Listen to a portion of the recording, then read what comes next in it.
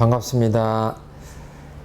지난 시간에는 이제 사은신앙 중에 천지은, 부모운을 아주 간략하게 말씀드렸고요. 지금 이 시간에는 이제 동포운에 대해서 말씀을 드리려고 합니다. 흔히 이제 동포라고 하면 이제 사람을 이야기하는데, 소태산 대종사님께서는 이제 금수, 그러니까 동물이나 식물까지도 다 포함을 해서 말씀을 하고 계십니다. 이런 것도 이제 색다른 내용인데요.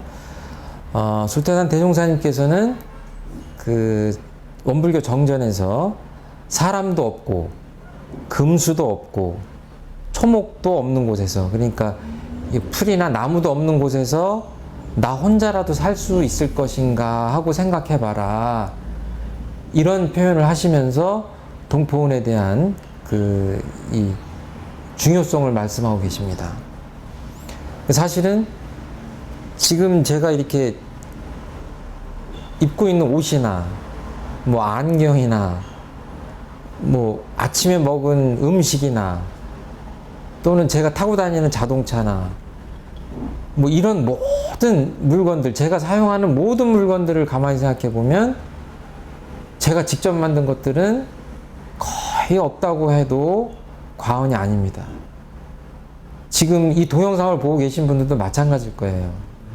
그러니까 농사를 짓는 분들은 이제 그 농산물을 생산하시고, 이제 공장에 계신 분들은 공산품을 생산하시지만, 우리가 수용하고 있는 물품들, 우리가 활용하고 있는 그 여러 가지 물건들을 생각하면 아무리 그 생산직에 계신 분들도 직접 생산하시는 거는 극히 일부다. 우리가 활용하고 있는 것의 극히 일부다 하는 생각을 하실 수 있을 겁니다. 이렇게 본다면 정말 없어서는 살 수 없는 수많은 동포님들의 은혜 속에서 우리가 사는 게 아니냐. 그러니까 이거를 쉽게 표현하면 그 은혜를 깨닫는 것을 알지자 은혜 은자 써서 이제 지은이라고 말씀하십니다. 그러니까 이 지은을 깊이 하면, 절감하면 사실은 그 다음에 행동이 변하죠. 나도 이렇게 많은 은혜를 입었으니까 나도 있는 힘껏 정성을 다해서 그 입은 만큼 그 은혜를 돌려줘야 되겠다 하는 생각을 하게 되면, 그게 이제 갚을 보자 은혜 은자를 써서 보은 이렇게 합니다. 그래서 원불교에서는 지은, 보은 이렇게 표현을 하는데요. 동포님에 대한 은혜를 깨닫고 동포님에 대한 보온을 다짐하고 실천하고 하는 것이 대단히 중요한 이제 신앙 행위입니다. 이 사농공상이라고 표현할 수가 있죠.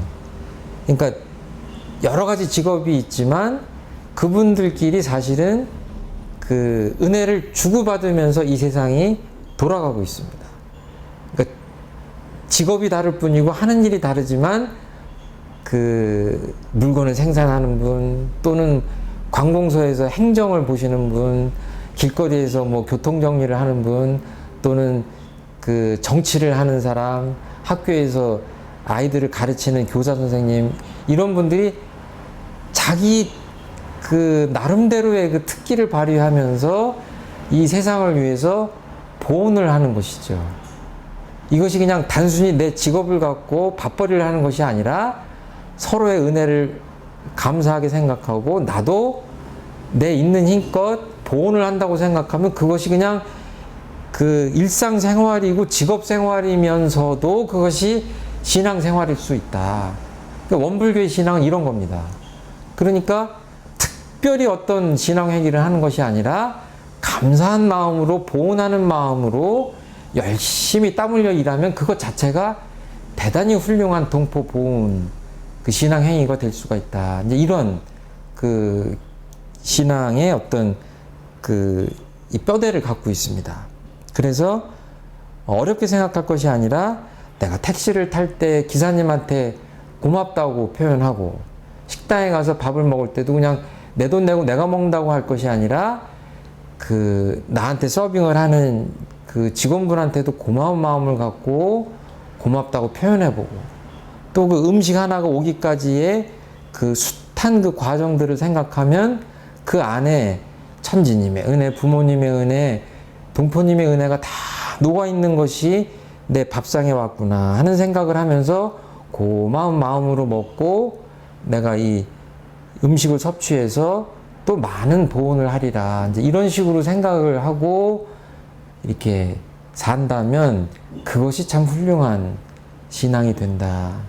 이런 식으로 말씀을 드리면 소태산 대종사님이 생각하는 이 새로운 대단히 현실적인 상식적인 그리고 또 구체적인 이 신앙의 가르침을 조금 이해하는 데 도움이 되지 않을까 해서 간단히 말씀을 드렸습니다. 감사합니다.